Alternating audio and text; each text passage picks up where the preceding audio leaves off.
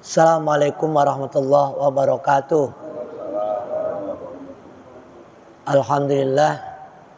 Alhamdulillahilladzi an'ama alaina bi ni'matil iman wal islam wa nawwara qulubana bi hidayatil Qur'an. Asyhadu an la ilaha illallah wahdahu la syarika lahul malikul alam wa asyhadu anna Muhammadan abduhu wa rasuluhu sayyidul arabiyal ajam, amma ba'du.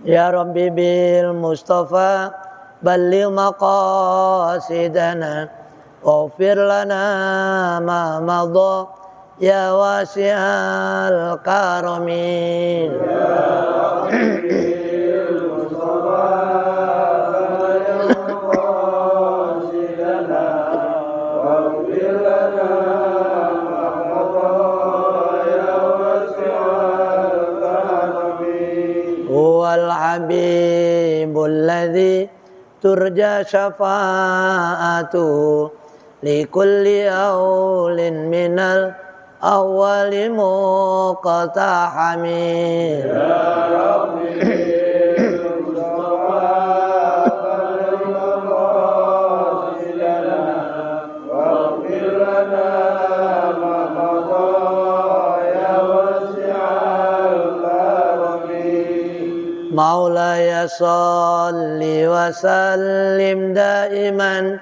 abada ala habibika khairil khalqi kullihim. Ya Rabbi Mustafa balligh maqasidana waghfir lana ma madha ya wasi'al karamin. Allahumma salli wa sallim wa barik alaih. Alhamdulillah Bapak dan saudara sekalian yang dimuliakan oleh Allah SWT, kita bisa lanjutkan kajian kita pada malam hari ini. Kemarin terakhir walladzi akhrajal mar'a faja'alahu ghusa'an ahwa. Ya, jadi ayat ini menjelaskan bahwa Allah yang menumbuhkan tumbuh-tumbuhan, pohon-pohonan, rumput-rumputan, tanaman-tanaman ini semua. Ya, faja'alahu ghusa'an ahwa. Kemudian Allah jadikan tumbuh-tumbuhan yang sudah tumbuh, yang sudah subur tadi, akhirnya kembali lagi menjadi kering. Bahkan di sini lama-lama bisa menghitam, artinya angus. Nah, ini suatu pelajaran bagi kita. Ya, kan wa yatafakkaruna fi khalqis samawati wal ard. Ada orang muslim yang baik itu selain ahli zikir, ya, juga berpikir, memikirkan ciptaan Allah yang ada di langit maupun yang ada di bumi. Nah, termasuk tumbuh-tumbuhan. Sebenarnya banyak pelajaran yang bisa kita ambil dari tumbuh-tumbuhan. Ya, contohnya saja, ketika kemarin musim kemarau, ya agak panjang ya kemarin kemarau kita, sampai banyak yang sholat istisqa dalam rangka minta hujan. Itu kita lihat banyak tumbuh-tumbuhan yang kering, rumput-rumput pada mengering. Bahkan sebagian saudara-saudara kita sumurnya pun mengering. Nah, yang kasihan itu saudara-saudara kita yang nggak punya sumur, Pak. Di daerah-daerah tertentu itu hidupnya tergantung air hujan. Jadi di rumahnya itu punya tampungan bak. Iya. Jadi dia bikin kayak bak kamar mandi, tapi bikin sendiri, besar sekali. Itu kalau hujan dari talang itu dialirkan ke situ, disimpan untuk kebutuhan hidup sehari-hari. Ya, untuk masak, istrinya masak dari situ, untuk mandi dari situ, minum dari situ. Itu kebutuhan air hanya tanda hujan. Jadi bukan hanya tanaman padi saja yang tanda hujan, termasuk kehidupan saudara-saudara kita di sebagian Pantura ke timur sampai daerah Bluro, Cepu, sampai terus ke timur itu sampai daerah Gresik dan lain-lainnya. Itu banyak yang Pacitan juga. Jadi daerah-daerah yang ya kurang beruntung lah. Ya kita ini alhamdulillah ya di Depok ini termasuk yang beruntung. Diuntungkan oleh Allah, kita ditaruh di sini. Ya. Wa anta khairul munzilin. Engkau ya Allah yang sebaik-baik menempatkan. Jadi kita ini ditempatkan Allah di tempat yang subur. Depok ini daerahnya suburnya bukan main. Saya pernah nanam itu di depan rumah, nanam apa saja tumbuh. Di halaman rumah itu yang petak sedikit, nanam itu ubi jalar ya, tahu ubi? Itu yang bekas di sayur itu pohonnya ditancapkan di tanah, itu bisa berbuah segini-gini. Ya. Tahunya itu ada teman saya pas silaturahim kunjungan ke rumah saya, dia lu kok ini ada ubi subur banget. Dia coba itu ambil satu di dongkar-dongkar begini, muncul hampir sebesar kelapa. Itu ubi. Nah, itu subur. Padahal nggak kita pakai pupuk urea, pupuknya nggak pakai. Ya pokoknya ditanam aja. Nanam singkong juga begitu. Hanya ditancap begitu aja. Itu ntar kita angkat. Saya nggak pernah ngitung bulan ya, berapa bulan. Begitu dicebol, udah buahnya banyak. Nah, artinya daerah kita memang subur. Ya tinggal kita bagaimana memanfaatkan tanah masing-masing kita. Ya cuma kalau di Pondok Cina memang udah ya, sempit ya. Ya tanahnya udah tinggal bangunan. Ya udah beda. Tapi yang masih punya lahan itu kita alhamdulillah tanah kita ini subur sekali. Air juga begitu. Kita tidak pernah kekurangan air. Apalagi yang sumur pantek ya. Sumur bor. Ya. Insya Allah walaupun kemarin kemarau airnya tetap mengalir. Nah ini Depok. Itu saya melihat dari teman-teman saya yang di Facebook itu, alhamdulillah hujan, jadi itu grontengnya itu terisi air lagi. Ya, karena memang mengandalkan di situ. Ya, yang sawahnya yang kalau musim hujan bisa untuk ditanamin, kemarin nggak bisa nanam. Ya, jadi ya wujudnya kayak lapangan aja, kayak tanah lapang. Tapi tanah lapang yang gundul, nggak ada rumputnya. Kalau lapangan bola kan biasanya ada rumputnya. Ini sawah biasa, gundul, nggak ada tanamannya apa-apa. Karena memang nggak bisa ditanamin. Nah kita bersyukur. Itu jadi pelajaran dari pohon. Kalau Allah tadi menyebutkan bahwa Allah yang menumbuhkan tumbuh-tumbuhan, tapi lama-lama jadi kering lagi. Padahal pernah subur. Tanaman itu pernah subur, nanti dimakan usia, keropos. Kalau ada daunnya, daunnya pada rontok dan lain sebagainya. Sama juga kita. Refleksi kepada diri kita, introspeksi pada diri kita. Dulu juga subur-subur. Bapak masih bisa main sepak bola ya. Main bola, main badminton, lari, masih bisa. Nah sekarang yang udah di atas 60, suruh lari juga megap-megap. Apalagi yang punya sakit jantung. Jangankan lari, ya, naik tangga sedikit aja udah ngap-ngapan, ya, kuat aja udah untung-untungan.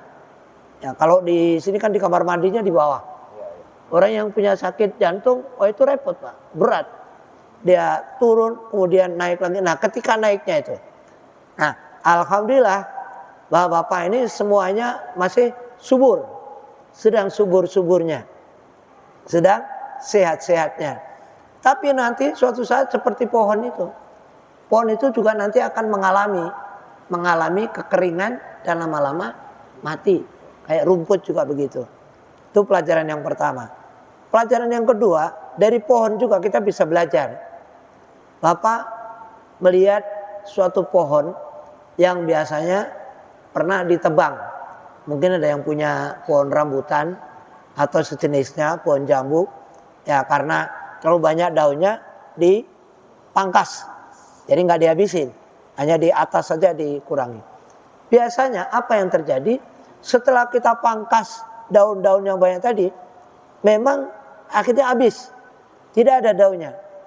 Tapi tidak lama kemudian bersemi, bersemi, mulai tumbuh semai baru, daun-daun baru.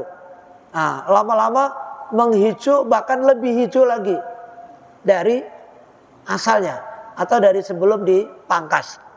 Ya, bahkan juga pohon-pohon yang di jalan-jalan ini ya, yang ditanam sengaja oleh pemerintah di jalanan itu, biasanya kan terus dipangkas, ya, dikurangi, bahkan mungkin sampai habis daunnya. Tapi jangan lupa, suatu saat nanti dia akan tumbuh lebih hijau dari sebelumnya. Apa maknanya? Di dalam kehidupan ini kadang-kadang Allah juga memberi ujian. Seakan-akan kita dipangkas. Mungkin dipangkas ekonominya, mungkin dipangkas kesehatan fisiknya, dipangkas kesehatan rohaninya, dipangkas. Tapi tidak usah khawatir, seperti pohon tadi. Setelah dipangkas, ada hikmah yang baru. Ternyata orang itu lebih sadar. Tadinya mungkin pemarah, setelah sakit jadi sabar. Habis dapat musibah, sudah sembuh jadi penyabar, penyayang. Ya. Ada proses pembelajaran. Jadi orang dapat musibah pun sebenarnya ada pelajaran, ada hikmah yang bisa kita ambil. Makanya kadang-kadang kita nasihati kalau ada orang mengeluh, ya ada curhat, ada masalah, ya kita ambil hikmahnya.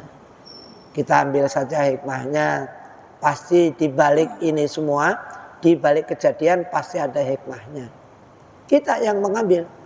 Nah itu bagaimana mengambil itu? Ya kita merenungkan tadi. Kenapa Allah menguji saya sedemikian rupa? Nah, kalau kita diuji oleh Allah, kita kalau belajar dari pohon tadi, yakinlah nanti setelah lulus ujian, kalau anak sekolah naik kelas, ya kalau pejabat naik jabatan, naik pangkat, ya dari jabatannya rendah, dari direktur biasa menjadi dirut, direktur umum, direktur utama, ya dirut apa? Direktur utama, ya pangkatnya lebih tinggi lagi, ya tapi pasti diuji dulu. Nah makanya biasanya kalau mau naik jabatan ada training dulu ya, di training, dilatih, digojlok dulu, ya agar supaya mentalnya jadi pejabat yang lebih tinggi, dia harus kuat. Karena mungkin ada yang pernah main layang-layang waktu remaja, pernah nggak? Kalau nggak pernah paling nggak melihat orang main layang-layang. Layang-layang itu kalau nggak ada angin, nggak diterima angin, nggak bisa naik pak. Coba ada yang pernah main layang-layang? Kalau lagi nggak ada musim angin, layang-layang di bawah lari pun juga naik sebentar turun lagi, naik turun lagi, nggak ada angin. Jadi naiknya layang-layang karena ada angin. Jadi layang-layang itu kertas atau plastik diterpa angin, semakin kenceng nyut naik ke atas layang-layang. Yang punya layang-layang senang dia, girang. Layang-layangnya bisa membubung tinggi. Kenapa? Karena diterpa angin. Jadi semakin kenceng anginnya, semakin naik itu layang-layang. Nanti kalau di atas misalnya anginnya kok berkurang, terpaan anginnya kurang, apa layang-layangnya? Turun, enggel-enggel turun lagi. Ya, kecewa dia yang punya layang-layang. Orang hidup itu juga begitu. Orang yang akan diangkat derajatnya oleh Allah, diuji, diterpa dengan ujian. Namanya ditempa. Ya, kehidupan ini tempat penempaan diri kita. Allah yang menempa, Allah yang melatih. Kita ini dibanting-banting, dijatuh-jatuhin, dibuat capek, ya, dibuat payah, tidak apa-apa. Kita nggak perlu mengeluh, ya, karena memang hidup itu pada dasarnya capek. Makanya ada istilah berakit-rakit ke hulu, berenang-renang kemudian, bersakit-sakit dahulu, bersenang-senang kemudian. Jadi orang hidup itu memang harus sakit-sakit. Apalagi kalau anak muda, anak remaja, sakit tuh biasa. Dalam arti kerja keras, capek, ya. Istilahnya banting tulang. Kepala dijadikan kaki, kaki dijadikan kepala. Ya, jungkir balik. Itu kan istilah saja ya. Istilahnya orang jungkir balik, dalam rangka bekerja, mengejar karir. Ya kalau orang ingin mengejar karir nggak bisa diem-dieman, letoi, santuy, apa? Santuy, santai saja. Berakit-rakit ke hulu. Orang itu harus sakit-sakit dulu. Ya sama juga kita hidup di dunia ini, kita bersakit-sakit dahulu. Orang sholat capek, puasa capek, ngaji capek. Ya ngaji 30 menit aja ada yang klosar. Orang sono ya. Ya. Tapi alhamdulillah walaupun klosar gini masih anteng. Masih ngikut sampai selesai. Nah, yang nggak bagus itu apa? Minggir ke dekat pintu, geser. Tahu tuh plung hilang. geser ke pintu sana, plung hilang. Nah, itu yang nggak bagus. Nah, tapi kalau kita masih anteng cari sandaran ya, kaki selonjoran, boleh nggak kaki selonjoran? Boleh Pak, silakan selonjoran. Yang penting anteng sampai selesai, sampai ngaji beres. Ya, karena kalau kita tahu Pak ya, pahalanya orang ngaji itu luar biasa.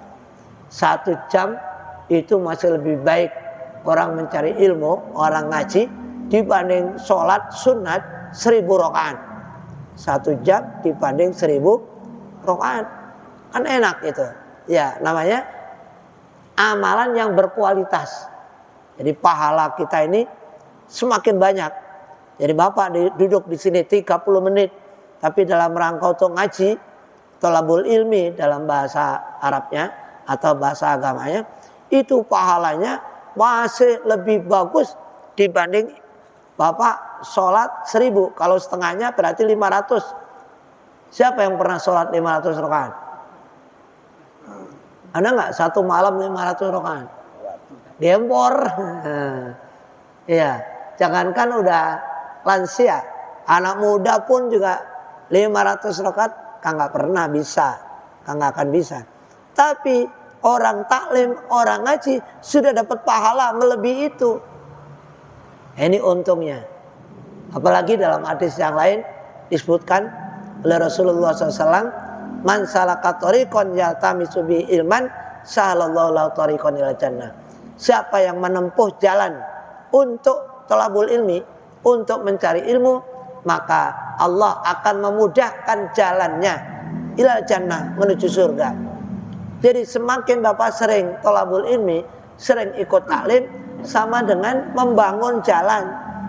Ya, kalau Bapak di dunia kan bangun jalan yang bagus, aspal. Tadinya dari tanah liat, kemudian di aspal, bagus. Nanti lebih bagus lagi, apa? Dicor. Nah, jalanannya dicor sampai tebal 30 cm. Oh, kuat. Nah, enak kalau jalan ngacir. Anak-anak muda bisa ngebut. Nah, kita juga begitu. Kalau kita sering taklim, nanti masuk surganya ngebut, Pak. Ya, seperti orang naik moge. Apa? Motor gede. Ya.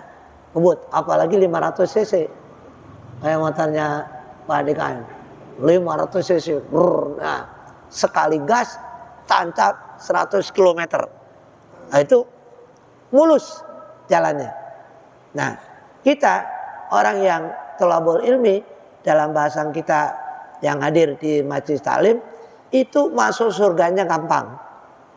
Karena jalannya itu sudah dimuluskan. Siapa yang memuluskan? Sahalallahu lahu thariqan ilal jannah. Allah yang memudahkan jalan kita menuju surga. Thariqan ilal jannah. Thariq itu jalan. Jadi kita diberi jalan yang mudah, nggak ada rintangan. Ya, nggak ada yang ngerintangin. Amal kita juga nggak menghalangi, tidak menghambat. Ya. Jadi dimudahkan. Kok bisa Pak dimudahkan? Ya itu udah jaminan dari Allah yang disampaikan oleh Rasulullah Sallallahu Alaihi Wasallam melalui hadisnya yang kita sebut dengan riwayat atau dengan hadis itu. Jadi kita belajar, bisa belajar dari tanaman, dari tumbuhan, dari pohon. Ya, jadi pelajaran itu tidak hanya dari bangku sekolah saja, tapi dari fenomena alam, kejadian-kejadian di alam semesta, apapun kejadiannya bisa kita jadikan pelajaran. Kita ambil hikmahnya. Itu tadi, wa yatafakkaruna fi khalqis samawati wal ardi, dan di bumi. Ya, di bumi ini sangat-sangat banyak peristiwa-peristiwa yang bisa memberi inspirasi kepada kita. Banyak orang mendapatkan inspirasi hanya karena melihat orang lain, melihat kejadian. Bapak tahu pesawat terbang. Pesawat terbang itu belajar dari mana? Dari burung. Manusia belajar dari burung. Burung kok bisa terbang? Diuji coba. Ya, saya lihat burung dara pos dilepas. Ya, pop itu diukur. Ya, dalam kecepatan sekian, ini dia kepakan sayapnya berapa kecepatannya. Itu lama-lama diterapkan di pesawat terbang itu. Ya, termasuk ya tokoh kita, Pak Profesor Habibie. Ya, dia ahli merancang pesawat terbang. Ya, enak Pak Habibie itu cuman gambar doang, tapi duitnya banyak. Yang digambar pesawat. Ya, digambar pesawat. Nanti dipakai oleh pabrik pesawat, dapat royalti, dapat bagian keuntungan, dapat uang. Nah itu, jadi walaupun orangnya udah meninggal, masih dapat terus. Nah, siapa yang dapat? Ahli warisnya. Itu namanya hak paten.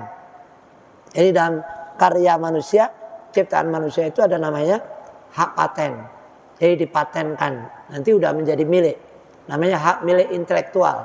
Jadi kita berhak memiliki kekayaan intelektual. Intelektual itu otak, akal.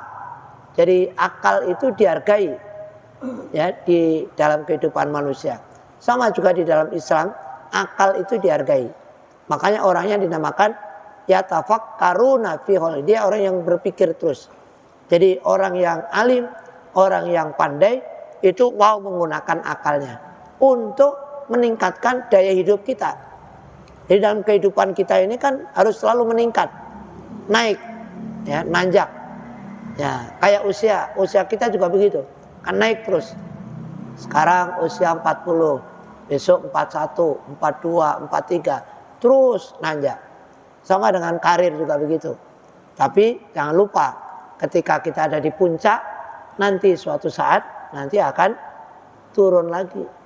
Sama juga pejabat tinggi, presiden, sekarang berkuasa penuh, nanti sebentar lagi pensiun, ya jadi rakyat jelata, rakyat biasa, sama dengan yang lain. Oleh karena itu, bagaimana menggunakan jabatan itu dengan sebaik-baiknya sehingga tidak menimbulkan keburukan bagi orang banyak. Ya, terutama bagi dirinya sendiri. Yang orang senantiasa bersyukur karena jabatan itu yang ngangkat juga Allah. Tu'til mulka man tasya. Ya.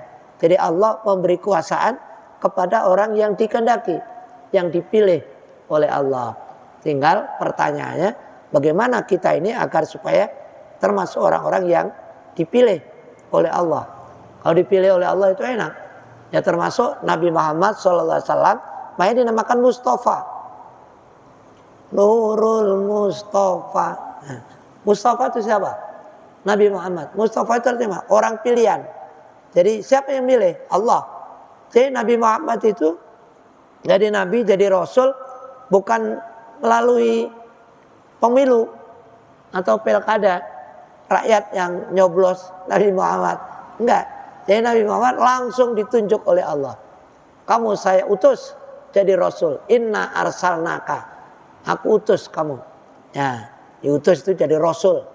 Jadi Allah menunjuk langsung kepada orang namanya Muhammad bin Abdullah bin Abdul Muttalib, ditunjuk jadi Rasul, jadi Nabi, dipilih oleh Allah. Nah, Allah yang memilih kita semua. Jadi kita ini dipilih oleh Allah jadi orang si A, jadi orang si B, jadi orang bahagia, jadi orang sukses, bahagia dunia akhirat. Itu semuanya Allah yang memilih kita. Nah, kalau kita pada hari ini merasa kita dipilih oleh Allah, merasa disayang oleh Allah, maka disitulah kita termasuk orang yang beruntung. Sanuqri'uka fala tansa illa masyaallah. Akan aku bacakan kepadamu Al-Quran ini fala tansa, maka kamu tidak akan lupa. Artinya jangan melupakan ma taqra'u, apa yang kamu telah membacanya. Illa masyaallah, kecuali yang dikehendaki oleh Allah. Jadi apa yang kita baca pertama di dalam Al-Quran, apa yang sudah kita hafal jangan sampai lupa. Bapak udah hafal Fatihah, udah hafal surat An-Nas, udah hafal surat Al-Falaq dan seterusnya. Seberapa banyak kita hafal, kita pegang terus di dalam ingatan kita, jangan sampai lepas. Ya, walaupun istilahnya hafal di luar kepala, bukan berarti hilang. Kan istilah kita ya. Jadi kalau orang Arab menyebutnya fiddihni, I feel qalbi. Jadi orang menyimpan ilmu itu di hati. Kalau kita menyimpan ilmu di luar kepala, dia itu hafal Pak di luar kepala. Saya juga nggak tahu asal usulnya gimana itu. Hafal di luar kepala, lah hilang malah. Iya, kan harusnya ada. Nah, kalau dalam misalkan al ilmu fis sudur, la fis sudur. Ilmu itu adanya di dada. Maksudnya tadi fiddini dalam hati. Ya, jadi ilmu dimasukkan dalam hati, awet nanti ilmu itu. Tapi kalau di luar kepala, melayang-layang hilang. Ya. Tapi udah menjadi istilah bagi kita. Waduh, dia hebat itu hafal surat An-Naba, juz amma, juz 30 di luar kepala. Ya, kalau diurus-urus, nah, di luar kepala lah hilang semua, udah di luar. Nah, tapi itu udah istilah buat kita ya. Ya udah biarin aja. Ya udah kita terima aja. Nggak usah protes sama nenek moyang kita. Nah, dulu yang bikin istilah nenek moyang kita, hafal di luar kepala. Kalau orang Arab, fiddihni, ilmu itu dalam hati. Bahkan hati yang paling dalam, hati yang paling kecil. Ya, nukleus, inti. Jadi makanya kan ada, coba hati kecilmu gimana? Nah, ditanya, hati kecilmu gimana?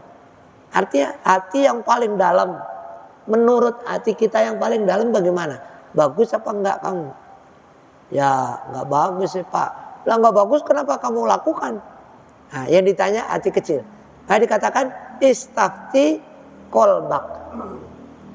Bertanyalah ya kolbaka kepada hatimu. Jadi kalau untuk sesuatu tanya hati kita serak apa enggak. Jadi kalau melakukan sesuatu nggak usah nanya ke dukun, nggak usah nanya Mbah, kira-kira saya mau usaha buka bensin, dagang bensin di depan masjid, kira-kira gimana Mbah? Udah nggak usah nanya Mbah dukun, hatinya aja serak nggak? Kalau udah serak kerjakan. Ya, sesuatu kebaikan kalau sudah mantap kita, faida azamta fatawakal Allah. Kalau kita sudah punya azam, punya tekad yang kuat, fatawakal Allah, diserahkan aja kepada Allah. Jadi nggak usah nanya Mbah dukun. Wah, mau hajatan juga begitu. Bapak mau hajatan besok tanggal 1 Desember. Ya, nanya sama siapa? Mbah dukun. Wah, saya tanggal 1 Desember nih Pak, mau hajatan. Gimana Mbah? Baik apa enggak Mbah? Nggak usah nanya Mbah. Istafti qalbak, tanya sama hatimu. Hatimu serk nggak tanggal 1 Desember? Wah, tanggal 1 Desember itu harinya Sabtu Pak. Wah, enak hari Sabtu, liburan. Jadi yang kondangan banyak. Iya, kan orang sini biasanya kan hari Sabtu atau hari Minggu atau Ahad. Kenapa? Pertimbangannya banyak yang libur. Itu aja. Jadi bukan karena apa? Bukan karena hitung-hitungan yang macam-macam. Perhitungannya kalau banyak yang libur, punya waktu bisa datang. Cuman kadang-kadang karena semuanya ngambil hari Sabtu, bareng 3, bareng 4, akhirnya nggak bisa datang juga. Nggak kejangkau. Iya, apalagi kalau jauh-jauh, ya nggak kejangkau undangannya. Tapi walhasil kita menentukan sesuatu berdasarkan isi hati kita yang paling dalam. Kalau sudah seret, silakan dikerjakan. Nah, karena kalau kerjaan kita berdasarkan hati, insya Allah kita akan nyaman di dalam melaksanakan tadi. Jadi ketika itu Allah mengajarkan kepada Nabi Muhammad bacaan Al-Quran. Melalui siapa? Melalui malaikat Jibril. Jadi Nabi Muhammad itu juga diajar. Gurunya langsung malaikat. Namanya malaikat Jibril. Ya, nanti diajarin satu ayat. Nah, Rasulullah menirukan. Ya, misalnya Iqra bismi rabbikal ladzi khalaq. Malaikat Jibril bunyi begitu. Rasulullah tiru. Iqra bismi rabbikal ladzi khalaq. Itu diulang-ulangi. Ya. Dan malaikat Jibril pertama kali ngajar Nabi nggak langsung 1 juz. Berapa pertama kali diajari oleh malaikat Jibril? 5 ayat. Ayat pertama Iqra itu surat Al-Alaq sampai ayat kelima. Itu saja diajari. Suruh ngapalin. Ya. Jangan dilupain. Nabi Muhammad diulang-ulang. Dan fokus. Orang itu kalau fokus tidak gampang lupa. Ya, gimana caranya fokus? Kalau kita diajar, ucapkan. Misalnya gurunya mengucapkan Bismillahirrahmanirrahim. Kita tiru, ucapkan Bismillahirrahmanirrahim. Maka kita akan ingat. Gampang ingat. Atau contoh yang sederhana. Bapak kenalan. Pak, kenalan Pak. Salaman. Kenalan. Siapa namanya? Fahmi. Ya, Pak Fahmi. Pak Fahmi umur berapa sekarang? Saya baru 30 Pak. Misalnya. Kita udah nyebut nama. Tadi kan? Siapa namanya? Fahmi. Saya sebut, Pak Fahmi. Pak Fahmi umur berapa? Saya udah ngulangi berapa kali? 2 kali. Pak Fahmi umur berapa? Dijawab 30. Sekarang Pak Fahmi sudah berkeluarga. Sudah Pak. Saya menyebut nama Fahmi berapa kali? Sudah 3 kali. Bapak sudah punya anak belum? Alhamdulillah sudah. Tanya lagi. Pak Fahmi istrinya berapa? Saya sebutin berkali-kali. Pak Fahmi, Pak Fahmi, Pak Fahmi. Nanti bulan depan baru ketemu lagi. Ingat. Pak Fahmi, apa kabar Pak Fahmi? Mana istrinya berlambah belum? Nah, gitu. Kita hafal. Kenapa hafal? Mulut kita udah mengulang-ulangi. Itu metode Jibril. Malaikat Jibril ngajari kepada Nabi, suruh ngulang-ulang. Jadi ayat Al-Quran yang diajarkan oleh malaikat Jibril kepada Rasulullah SAW diulang-ulangi sampai lancar. Nah, kita bisa ngambil pelajaran dari situ. Jadi kalau kita baru dapat pelajaran baru atau berita baru, kita sebut diulang-ulang. Tadi kayak kenalan tadi. Jadi kenalan. Atau Bapak nyatet nomor HP seseorang. Ya, nanti diulang-ulang nomor HP-nya. Ya kalau pertama biasanya, coba Pak disebut sekali lagi Pak nomornya. Nah, dalam rangka ngecek. Kita udah 2 kali dapat suara tadi menyebut angka atau nomor HP atau nomor telepon. Maka kita akan lebih mudah hafal. Innahu ya'lamul jahra. Ya. Sesungguhnya Allah ya'lamul jahra, mengetahui yang keras. Jar itu suara keras. Kayak saya ini namanya jar. Ya, kebalikan jar, sir. Orang sholat, ya sholat isya, 2 rakaat pertama jahar. Imamnya nanti dengerin Pak Fahmi baca Fatihah, baca surat. Ketika rakaat pertama dan rakaat kedua itu namanya jahar. Suaranya kita yang jadi makmum kedengaran, ya terdengar. Rasulullah juga begitu. Ketika sholat dengan suara jahar itu sahabat-sahabat diceritakan minimal soft yang pertama itu kedengaran semua. Ya karena kita kan membelakangi jamaah ya. Membelakang makmum, berarti kan suara kita buang ke depan sana sehingga suaranya tidak terlalu kencang ke jamaah. Tapi karena kita keras jahar, akhirnya jamaah mendengar, para sahabat mendengar. Misalnya Rasulullah kalau sholat Jumat biasanya surat apa yang dibaca? Nanya kepada sahabat senior. Saya Dengar Rasulullah itu kalau Jumat bacaan ini yang dibaca rakaat pertama surat Al-A'la, yang kedua surat Al-Ghasyiyah. Nah, kok tahu sahabat tadi? Kenapa? Karena jahar. Ya, ya'lamul jahra. Allah mengetahui yang jahar. Demikian juga wal amal. Ya, qaul wal amal, perbuatan. Perbuatan jahar artinya perbuatan yang terlihat. Ada orang sholat terlihat. Ya, kita semua lagi sholat, teman-teman kita bisa ngelihat, bisa menjadi saksi. Nanti di akhirat bisa menjadi saksi. Allah mengetahui baik perbuatan yang diketahui orang banyak atau tidak. Apa yang tidak diketahui? Kita sholat tahajud atau sholat hajat di tengah malam, nggak ada yang tahu. Bahkan istri kita pun lagi tidur pules. Ya, kita sholat sendiri, nggak ada yang tahu. Tapi Allah tahu. Jadi kita tidak nunggu, nggak ada yang lihat. Nggak usah, Allah yang lihat. Jadi apa yang kita ucapkan, apa yang kita kerjakan, yang terdengar, Allah akan melihat. Wa ma yakhfa, dan apa yang samar. Artinya tadi itu, yang sir. Kalau suara yang sir, suara yang pelan, bahkan suara berbisik. Maka berbisik-bisik itu boleh. Tetapi ada berbisik yang tidak boleh. Ketika bapak bertiga, lagi ngobrol bertiga, tidak boleh berbisik hanya berdua. Bisik-bisik. Nah, walaupun bisik-bisik tidak ngomongin orang itu, mungkin hanya ngomongin rencana besok pagi, bareng ya kalau kondangan. Tapi bisik-bisik, itu nggak boleh. Kenapa nggak boleh? Menimbulkan suudzon.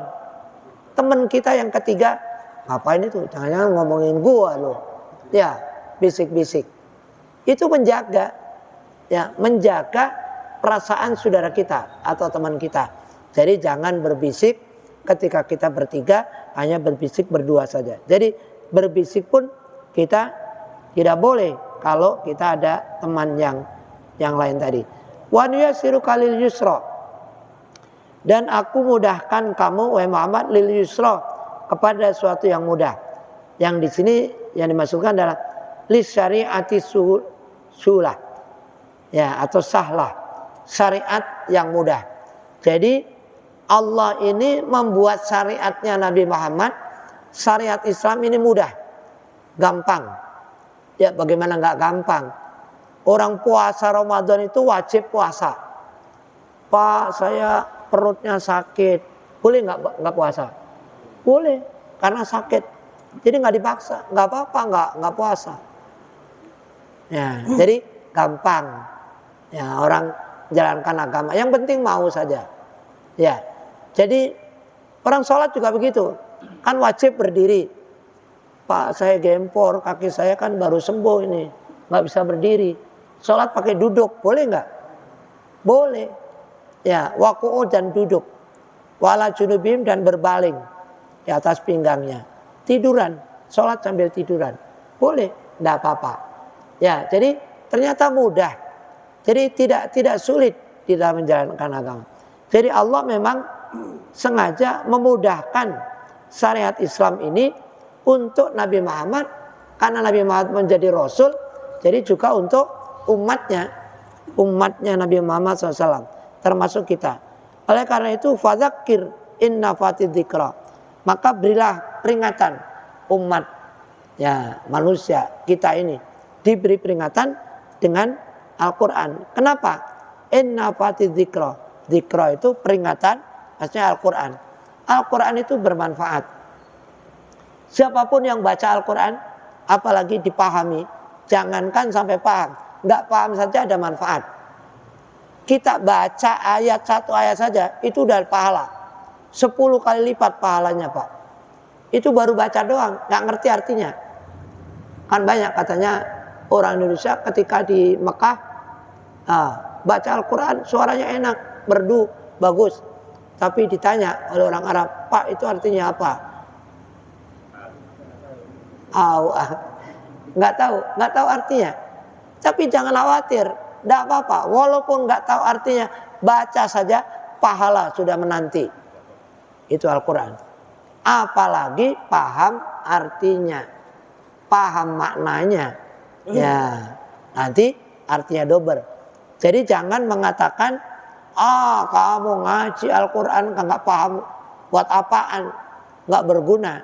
Tidak, itu ucapan yang kurang pas, nggak benar. Walaupun tidak paham, Al-Quran itu sudah ada hikmahnya. Minimal tadi ada apa? Ada pahala.